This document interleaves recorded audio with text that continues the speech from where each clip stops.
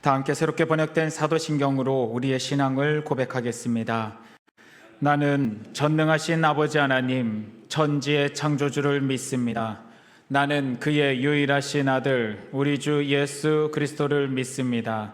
그는 성령으로 잉태되어 동정녀 마리아에게서 나시고 본디오 빌라도에게 고난을 받아 십자가에 못 박혀 죽으시고 장사된 지 사흘 만에 죽은 자 가운데서 다시 살아나셨으며 하늘에 오르시어 전능하신 아버지 하나님 우편에 앉아 계시다가 거기로부터 살아있는 자와 죽은 자를 심판하러 오십니다. 나는 성령을 믿으며 거룩한 공교회와 성도의 교제와 죄를 용서받는 것과 몸의 부활과 영생을 믿습니다. 아멘.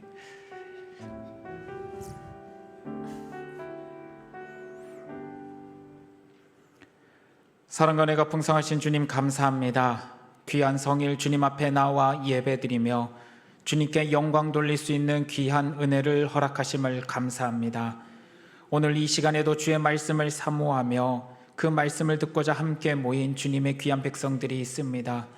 무너져가는 세상 가운데 다시금 주의 말씀으로 힘을 받아 이 땅에서 그리스도인의 모든 소명을 감당하며 살아갈 수 있도록 지켜 인도하여 주시옵소서. 세상의 풍조가 많은 그리스도인들의 마음을 아프게 하고 힘들게 하며 무엇이 옳은 길인지 헷갈리게 만들 때도 참 많이 있습니다. 그럴수록 더욱 주님께 기도하며 의지하며 주의 말씀을 붙잡고 나갈 때 이 땅 가운데서 우리에게 허락하신 생명의 질서, 예수 그리스도의 그 빛 대신 말씀을 따라갈 수 있는 영적 은혜의 삶을 살아가도록 도와주시옵소서.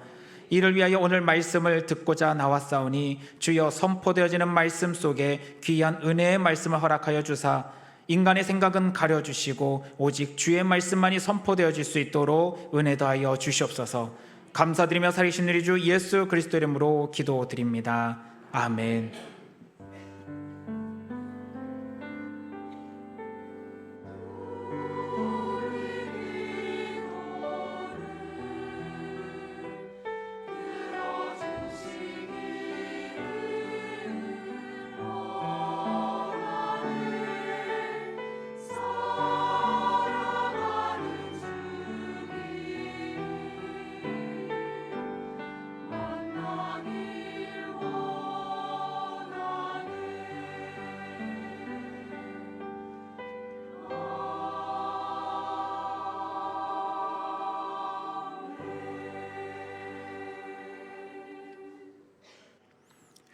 교회 소식 전해드립니다. 예배 후에 오후 3시 40분에 피택자 교육이 부엘세바에서 있습니다. 피택자 교육에 잘 참여해 주시길 부탁을 드립니다. 그리고 세례와 입교 안내가 있습니다. 자세한 사항은 주보를 참고해 주시기 바랍니다. 그리고 교회 설립 120주년 전교인 단기 선교 지금도 신청자 참여자들을 모집하고 있습니다. 선교에 함께하고자 하시는 분들은 그 내용들을 잘 살펴봐 주시기를 부탁을 드립니다. 오늘부터 구역장 교육 개강이 시작이 됩니다. 오후 예배 후 그리고 수요 예배 후에 본당에서 우리 구역장님들 교육이 있으니 함께 참여해 주시기를 부탁드리겠습니다. 말씀 찾아보겠습니다. 오늘 우리에게 주시는 하나님의 말씀은 에베소서 1장 1절에서 10절의 말씀입니다. 죄송합니다. 에베소서 2장 1절에서 10절의 말씀입니다. 에베소서 2장 1절에서 10절의 말씀은 신약성경 310쪽입니다.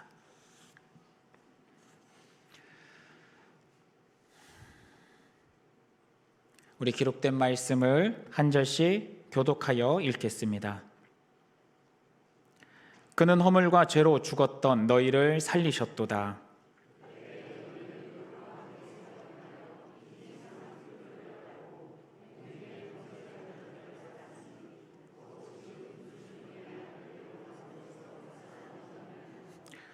전에는 우리도 다 그 가운데서 우리의 육체의 욕심을 따라 지내며 육체와 마음에 원하는 것을 하여 다른 이들과 같이 본질상 진노의 자녀이었더니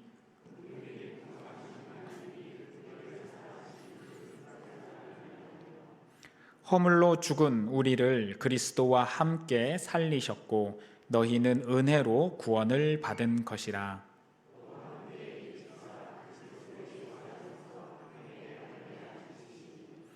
이는 그리스도 예수 안에서 우리에게 자비하심으로써 그 은혜의 지극히 풍성함을 오는 여러 세대에 나타내려 하심이라.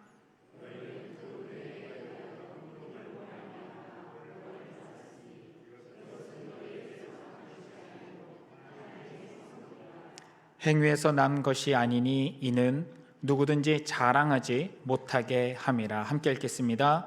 우리는 그가 만드신 바라 그리스도 예수 안에서 선한 일을 위하여 지으심을 받은 자니 이 일은 하나님이 전에 예비하사 우리로 그 가운데서 행하게 하려 하심이니라.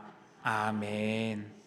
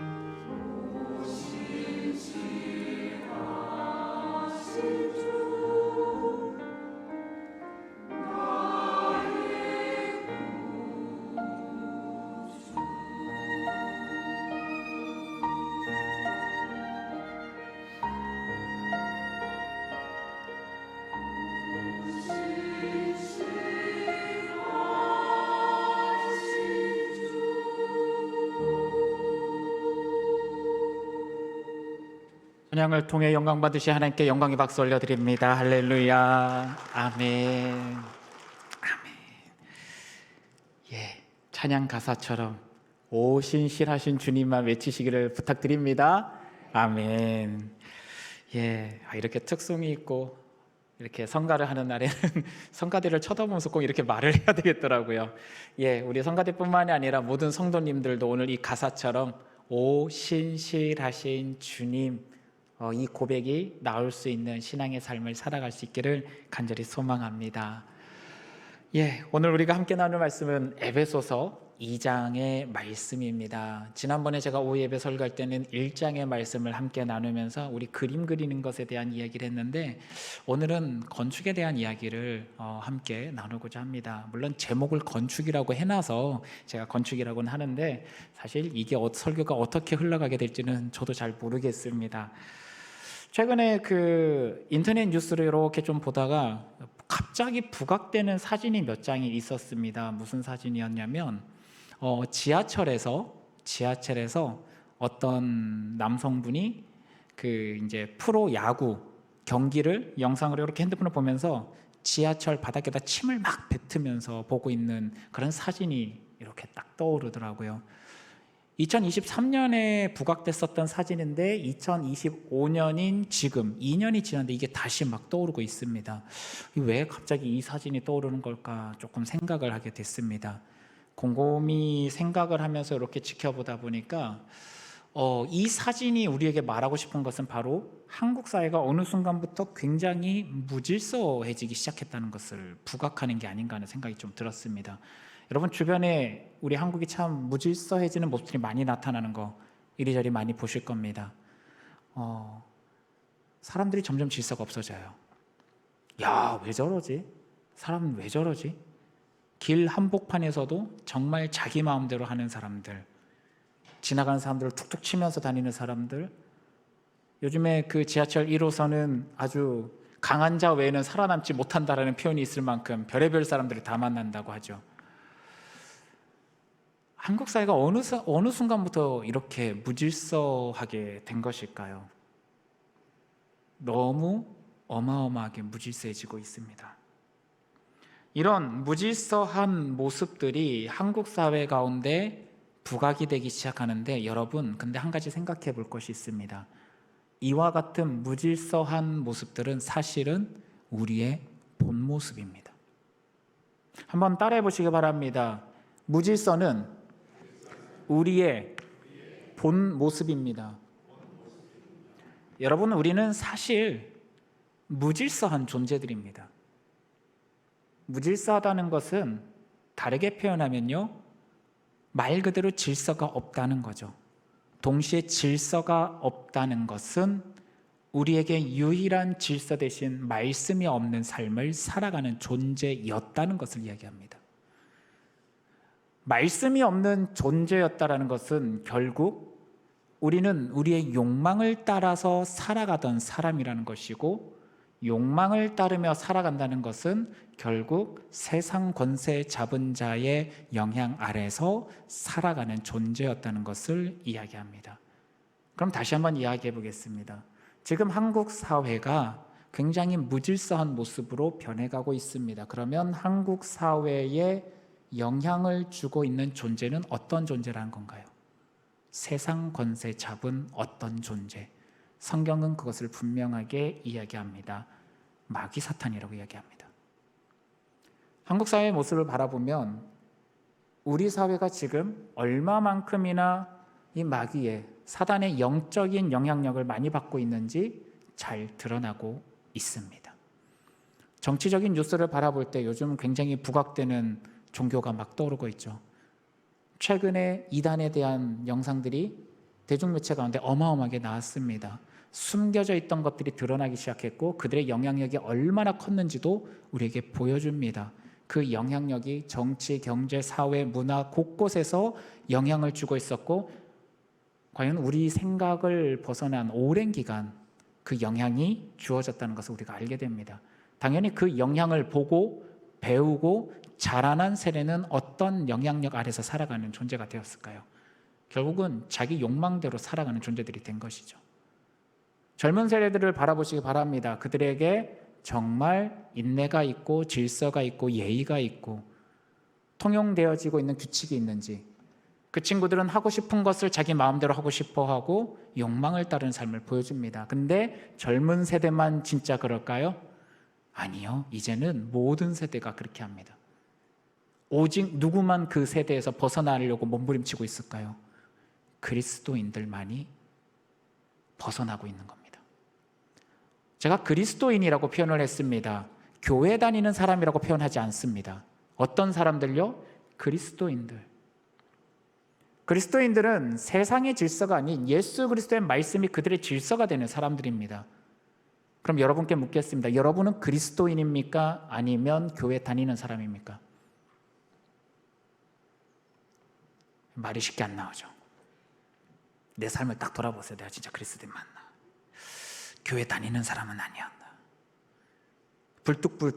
불뚝불뚝 우리 안에 내재되어 있는 모습들이 생각날 때마다 야, 내가 진짜 그리스도인이 맞나?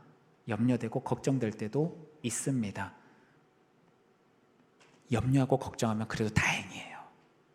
적어도 뭘 하고 있다는 거예요? 스스로를 살펴보고 있다는 거잖아요. 내 안에 뭔가 지금 부딪힘이 있다는 것이고 내 안에서 지금 각성이 일어나려고 막 부딪힘이 오는 것이거든요. 그래서 그것조차도 감사합니다. 그것조차도 없이 아무렇지도 않게 세상 질서를 그대로 따르면서 살아간다면 우리는 몸은 교회에 나와 있지만 무엇을 따르는 존재? 세상의 영을 따르는 존재인 것이죠. 오늘 본문 말씀에서는 그런 우리의 모습을 뭐라고 표현하고 있는지 한번 봅시다. 1절 말씀 우리 함께 읽었으면 좋겠습니다. 1절 말씀 같이 읽겠습니다. 한 목소리로 읽겠습니다. 시작. 그는 허물과 죄로 죽었던, 여기까지요. 허물과 죄로 어떤 존재요? 죽은 존재인 겁니다.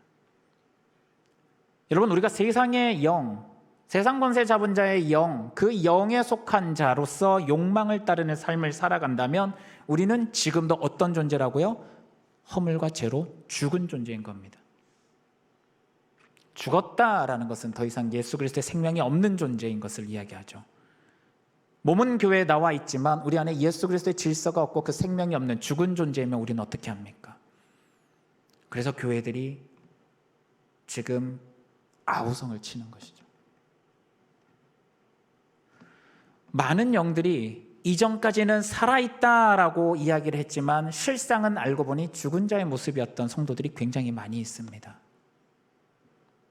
그래서 이 자리에 나와 있으면 끊임없이 말씀을 듣고 영적 각성을 받고 살아날 조짐들이 생기다가도 다시 세상 속에 나가면 그 영의 흐름을 받아서 어떻게 해요? 죽은 자와 똑같은 모습, 그 모습으로 살아가고 있죠. 아, 저는 아닌데요. 아니요.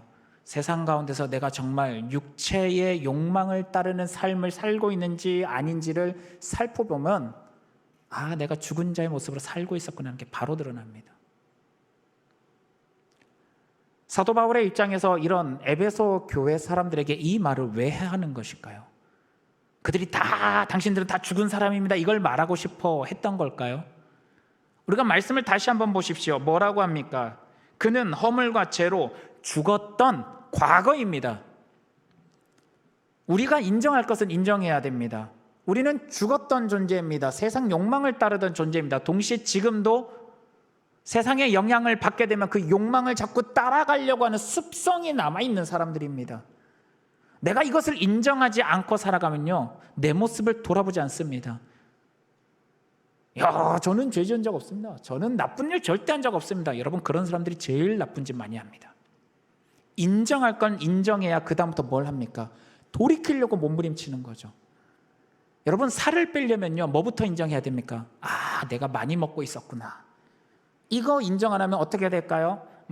야채는 살 안 쪄 이러면서 과일 먹고, 운동하고 먹고 나면 살 안 쪄 이러면서 치킨 먹고, 열심히 공부했으니까 오늘은 야식을 먹어도 살 안 쪄 이러면서 라면 먹고 자면 그 다음에 어떻게 돼요? 우리 얼굴은 포동포동하게 귀엽게 살이 찌죠. 그래서 살을 빼려면 무엇부터 해야 된다고요? 내가 많이 먹고 있었구나라는 걸 인정해야 됩니다.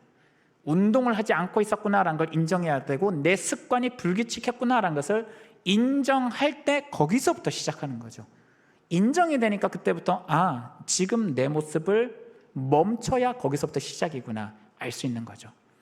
그래서 우리는 날마다 인정하면서 살아야 됩니다. 나라는 존재가 죽었던 존재였다라는 거, 나라는 존재가 세상의 영향을 받고 있었던 존재라는 것을 거기서부터 인정할 때 그 다음부터 뭘 경계하기 시작할까요? 세상의 영이 우리에게 주는 끊임없는 유혹과 그 폭력적인 힘들에 대해서 인지하고 살아가기 시작합니다. 그렇지 않으면요, 그거 그냥 그대로 따라갑니다. 와, 좋아 보인다. 와, 멋있어 보인다. 이야, 나도 저렇게 살고 싶은데. SNS, 유튜브, 쇼츠, 영상 가운데 뭔가 멋있는 게 나오고 좋아 보이고 청년들이, 청소년들이, 젊은 사람들이 막 나오면서 이거 하면 좋아요. 여러분, 그 모습을 따라가면 어떻게 되는 걸까요? 여러분 자세히 보세요. 청소년들 무분별하게 영상 나오는 거 따라가는 거, 그거 안 좋은 거예요, 안 좋은 거예요. 우리가 말은 합니다. 그러나 우리가 이것을 신앙적 관점에서 본다면 어떤 걸 따르고 있는 거예요? 지금 세상의 흐름, 그 욕망을 따르는 삶에 대한 그 삶의 모습들을 영상으로 송출하고 그것을 보는 청소년들, 그걸 따라하고 있는 모습. 결국 그 모습이 어떻게 해요? 나만 좋으면 돼 하면서 무질서의 모습으로 나가게 되는 것을 보게 됩니다. 이 모습이 끝까지 가면 대한민국은 어떻게 될까요? 혹자는 이렇게 표현하는 분도 있습니다. 우리나라가 어느 순간부터 저 대륙의 모습을 닮아간다. 특정 국가라서 명칭은 안 하겠습니다.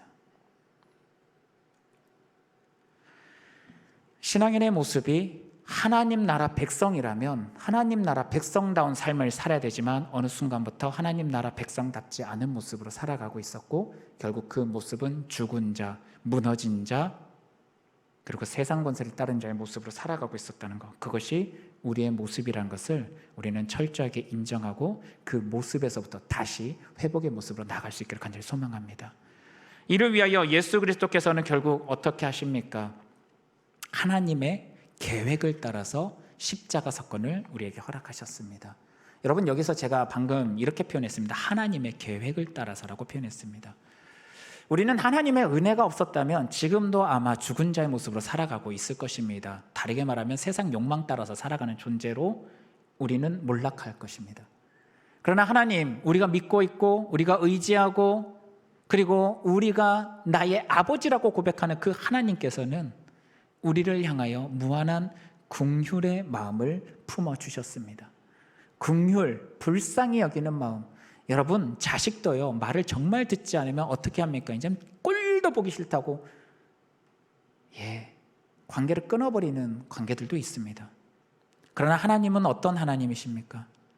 끝까지 사랑하시고 끝까지 긍휼히 여기신 하나님이십니다.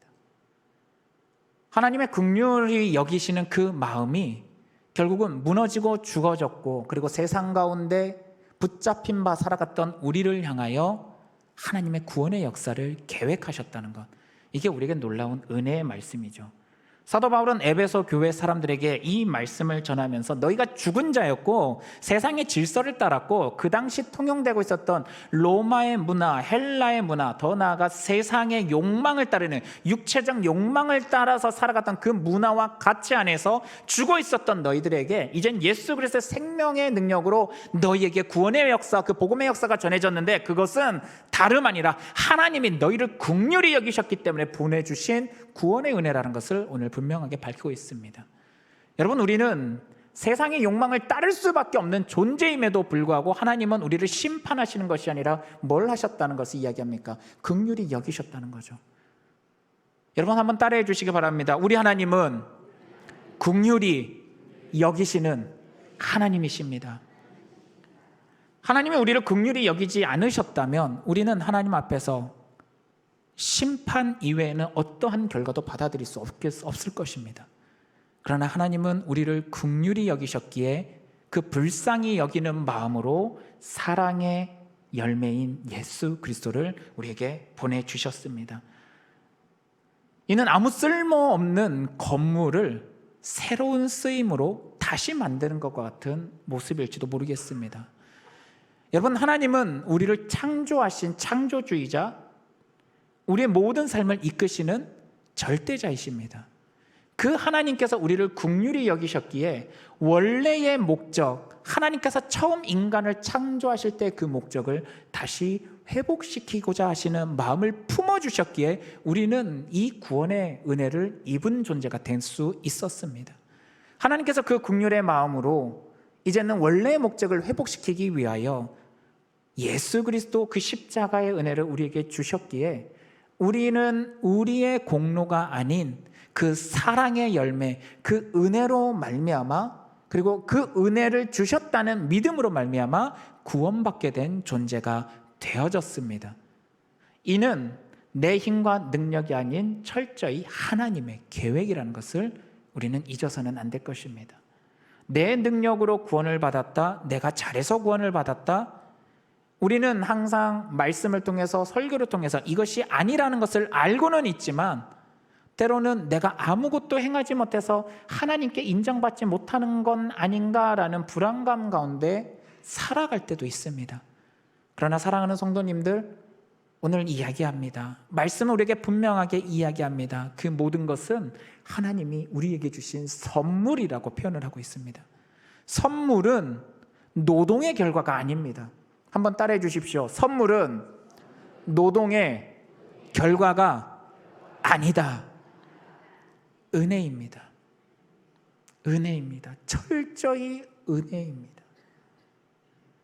하나님의 이 은혜로 말미암아 우리에게 주신 생명의 이 선물, 이 복음의 선물은 결국 옛날에 죽었던 나라는 존재를 끝을 내고 이제는 부활하신 예수와 함께 살아난 존재로 만들어 주셨다는 것을 우리는 말씀을 통해 믿으며 나갑니다.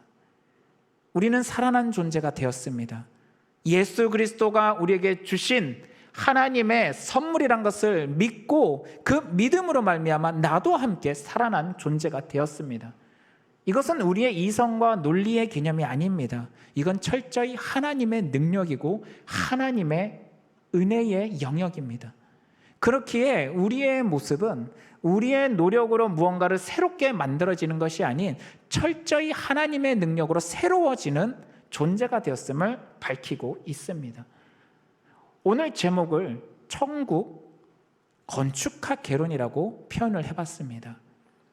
우리는 무너진 존재이고 아무 쓸모없는 폐가와 같은 존재이지만 하나님께서 긍휼히 여기심으로 말미암아 새롭게 우리를 만들어 주셨다는 것을 표현하고 싶어서 이 제목을 사용해 봤습니다. 건축을 한다는 것은 여러분 여러 가지 의미와 목적이 있지만 결국 가장 중요한 것은 인간의 삶을 목적으로 하고 있다는 것입니다. 인간의 삶을 목적으로 한다, 즉 살아있다라는 거죠. 죽어있는 목적을 품고 있다면 건축될 이유가 없습니다. 그러나 인간의 삶, 살아있는 삶을 위하여 건축은 이루어지는 것입니다. 천국은 살아있는 자들을 위한 것입니다. 죽은 자들을 위한 것이 아니고 계속해서 살아갈 존재들을 위한 것입니다.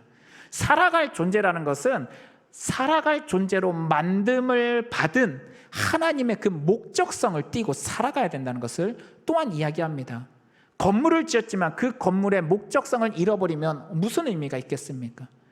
하나님께서 예수 그리스도를 통하여 우리를 살리셨고 새로운 존재가 되게 하셨다면 우리는 무엇을 품고 살아가야 됩니까? 하나님께서 우리를 다시금 지은 그 목적을 회복하며 살아야 되는 것이죠. 그 목적은 무엇인가요? 하나님의 영광을 위하여, 그리고 그의 성호를 높이고 하나님과 함께 기뻐하는 삶을 살기 위한 것이 우리의 삶의 목적이라는 것을 우리는 잊지 않았으면 좋겠습니다.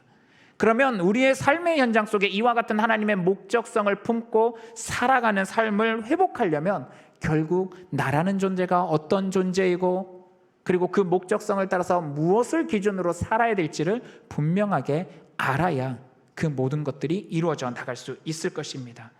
그러므로 이제는 우리가 이 풍성한 하나님의 은혜를 알아가고 유지하고 더 나아가 전수해 나가야 우리가 살아가는 목적을 이룰 수 있을 것입니다.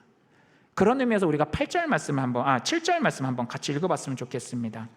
7절 말씀 같이 읽겠습니다. 시작.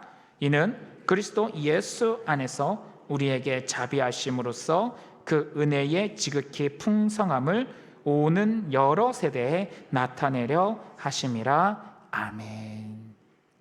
좋은 건물은요, 그 안에 많은 이들이 살아갈 수 있게 해줍니다.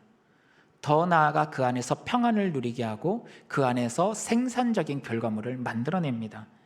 우리가 이전에는 세상의 권력을 잡은 영에 붙잡힌 존재로서 죽은 자로 살았을 때는 내 욕망만을 따르는 삶을 살다 보니 세상 가운데 아무런 아름다운 생명의 열매를 맺지 못했습니다. 그러나 이제는 우리는 누구 아래 있는 존재가 되었습니까? 하나님 아래, 예수 그리스도 안에 있는 새로운 존재가 되었습니다. 예수 그리스도 안에서 있는 우리의 안에는 이제는 하나님의 목적성을 품고 살아가는 존재가 되었기에 우리의 삶의 영역 속에는 하나님의 아름다운 목적성들을 드러내는 삶을 살아야 됩니다. 그 삶을 살아갈 수 있도록 우리가 예수 그리스도 안에서 머물기만 하면 결국은 주님께서 우리를 통하여 그 생명의 목적성이 드러나게 만드십니다. 여러분, 내 노력으로 하려고 하면요, 금방 지칩니다. 금방 하다가 보면요, 손 놓고 싶어집니다. 그래서 철저하게 주님이 나를 끌고 가셔야 참아내고 해낼 수 있게 만드십니다. 그리고 주님께서 끌고 가주셔서 그 일을 해내면 그 일의 결과는 주님이 원하시는 모습으로 만들어 가십니다. 주님이 원하는 모습으로 만들어질 때 그 모든 일들에는 하나님의 은혜가 나타나기 시작합니다. 사람이 노력해서 나오는 열매들이 뭔가 멋있어 보이고 좋아 보이지만요, 그 끝에는 하나님의 은혜의 모습이 나타나지 않을 때가 너무 많습니다. 결국 다 어떻게 됩니까? 지쳐서 다 나가 떨어지죠. 결국은 다 흩어지는 모습으로 나옵니다. 그러나 그리스도가 이끌어 주시고 그리스도가 이루어 주시고 그리스도가 만들어 주시는 열매의 은혜는 끊임없이 새로운 은혜로 연결되어지게 됩니다.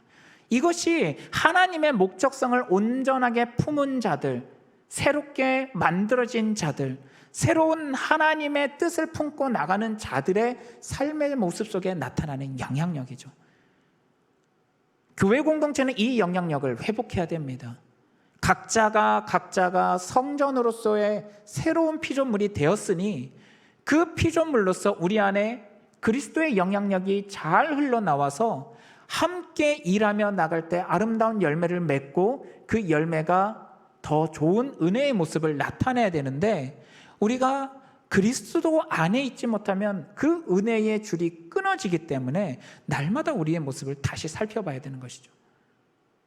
그래서 오늘 7절 말씀처럼 지극히 풍성함을 오는 여러 세대에 나타내려 가시는 이 예수 그리스도의 목적성이 우리 안에서 온전히 나타날 수 있도록 우리가 함께 기도하며 나갔으면 좋겠습니다. 사도 바울은 에베소 교회에 이 이야기를 하면서 그들에게 무엇을 말하고 싶어 했을까요?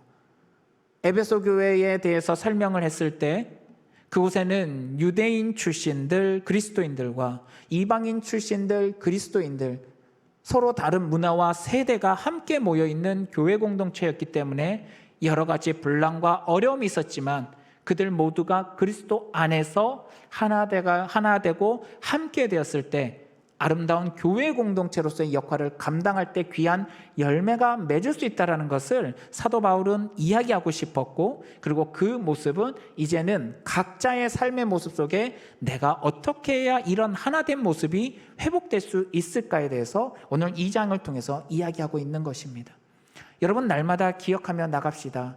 나라는 존재는 그리스도 안에서 새로 만들어진 존재이니 이제는 내 안에 내 욕망을 따르는 삶이 아닌 말씀, 예수 그리스도의 질서를 따르는 삶을 통해서 이제는 그리스도가 원하는 은혜의 열매를 맺는 삶을 살아야 된다는 것, 우리가 이것을 놓치지 않고 살아갔으면 좋겠습니다.